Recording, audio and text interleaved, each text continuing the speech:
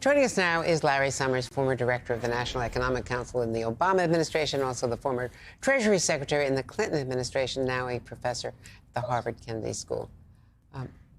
Well, very good to see you, Larry Summers. Let's talk about the tariffs, first of all, because Donald Trump has, under all questioning, just disputed economic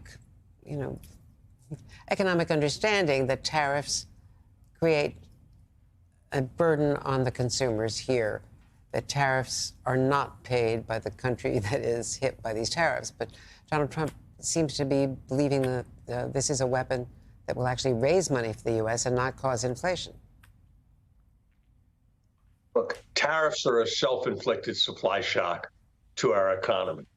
They'll raise the prices because they're like a sales tax on all the imported goods. That'll raise the margins of the firms that have to compete with imports. It'll make a mess of the production of automobiles in North America, given that the chassis go back and forth across the border a number of times before a car is produced. So this will raise the price level.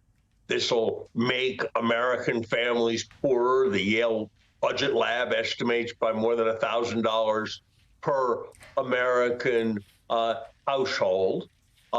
This is a strategy of being a bully. And sometimes you get your way in the very short run by being a bully, but ultimately it rallies everyone against you. Others get their backs up, and whether it's the playground or the international arena, being a bully backfires. The biggest winner from these policies, Xi Jinping. He gets an excuse for the economic difficulties China's having because he'll be able to blame it on the United States. He gets much more receptivity to Chinese investment, to Chinese land borrowing, to Chinese trade, because we're being so truculent with countries that are our traditional allies. One of the things that Donald Trump has been saying this weekend is that the last time he put tariffs on China, and those tariffs were continued to a great extent by President Biden, that it didn't cause inflation. True or false? It raised the price level relative to what it otherwise would have been, but we didn't have the kind of inflationary psychology that we have today. We didn't have the kind of tightness in the economy that we have today. And those tariffs were pretty easy to circumvent.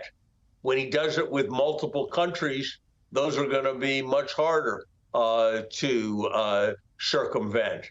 So I think there's every reason to think that the price level is going to be higher if we do this than if we don't. And at that point, we didn't have an inflation psychology that had defined the nation's politics. Today, unfortunately, we do. And, you know, whether they're people on his side or whether they're people on the Democratic side, the view is that high cost of living was a large part of what drove the last election. So the decision to raise the cost of living as our central economic strategy is inexplicable to me. Now, he has spoken to the president of Mexico today and agreed that Secretary Rubio will be negotiating tighter border controls by them and that will delay the tariffs there. He's going to speak to Prime Minister Trudeau later this afternoon about the tariffs on Canada. Does this bullying or threatening, as you describe it, does it work? Is he getting what he wants? I don't think so. You know, I've studied pretty closely what happened with Colombia. He portrayed that as a great victory, but it wasn't. There were plenty of planes that were repatriating illegal immigrants to the United States back to Colombia during the last 12 months. All he did was try to make a big drama out of making it a military plane and set off this whole incident. But there wasn't any problem repatriating Colombians before he had made one. We'll have to see what the substance of this is, but I don't believe he's achieved anything that will meaningfully reduce the amount of fentanyl in the United States. Fentanyl is so small in physical terms, that this is really a demand side issue, not a supply side issue. So I don't think he's likely to have gotten any meaningful victory with respect to Mexico either. And in the process, he has unsettled all kinds of economic relations. Who should or will trust us in the future when we're behaving like this, when the same president who reached a new treaty with Mexico and Canada is now violating all the terms of that treaty with his threats? Yeah, one of the things I wanted to ask you just quickly, I know you've got a lot of meetings to go to, is he is linking trade to border control, tariffs in punishment for border control.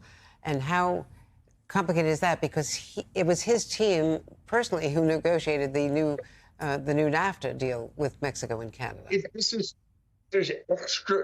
extra legal. It sets a very problematic set of precedents and is going to alienate countries around the world. I actually think the alienation is probably going to be small compared to what he's doing with AID, where, make no mistake, because of the shutting down of these programs, people are going to die, and they're going to die because of a choice that the American president made.